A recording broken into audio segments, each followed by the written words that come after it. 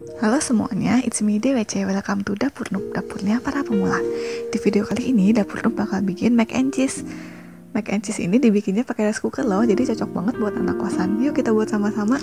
Pertama-tama kita siapin dulu bahannya ya. Di sini aku pakai 1 bungkus atau 225 gram makaroni.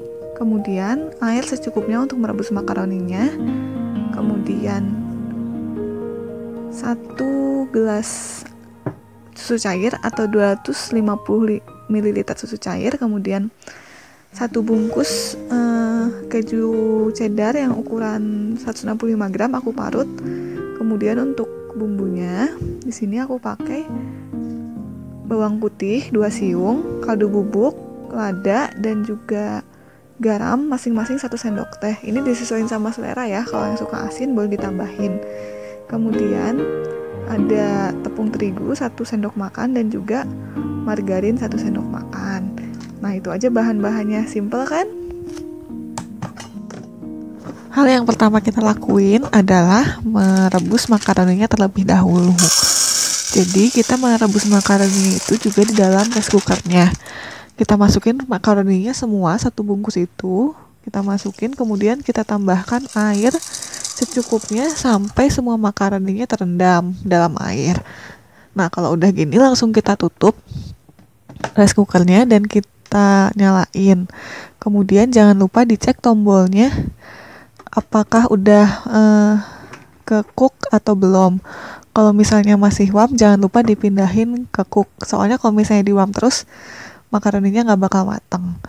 Terus kita diemin selama 15 menit sampai keluar uap dari lubang di atas rice cookernya ini. Nah ini teman-teman bisa lihat ya, rice cookernya ini udah keluar uap. Itu makaroninya juga udah setengah mateng. Nah sekarang kita bakal nambahin bahan-bahan lainnya ke dalam makaroninya. Karena ini mac and cheese, jadi tentu aja kita pakai keju. Kejunya ini aku pakai keju cheddar olahan. Kalau misalnya teman-teman mau pakai 2 jenis keju, misalnya cheddar dicampur mozzarella, atau mau pakai keju yang lain juga boleh, sesuai selera teman-teman aja. Kemudian masukin susunya juga 1 gelas. Di sini aku pakai susu cair. Kalau misalnya teman-teman mau pakai susu bubuk yang dikasih air juga boleh. Kemudian masukin bumbunya juga.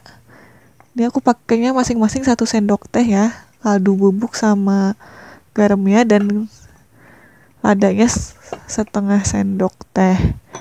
Sesuai selera aja, kalau misalnya mau lebih asin boleh ditambahin, atau misalnya kejunya lebih banyak dari ini, garamnya boleh dikurangin. Jangan lupa dicicipin ya biar tahu rasanya apa udah kurang apanya. Dicicipin dulu. Kalau misalnya udah pas, jangan lupa diaduk terus ini sebelum kita tutup biar nggak ada makaroni yang nempel. Kalau misalnya udah rata semua, kita tutup lagi. Kemudian kita masak lagi selama 20 menit. Jangan lupa dicek ya tombolnya, takutnya pindah ke warm. Kita cek lagi biar dia ada di cook. Nah ini udah 20 menit ya teman-teman. Udah 20 menit tuh,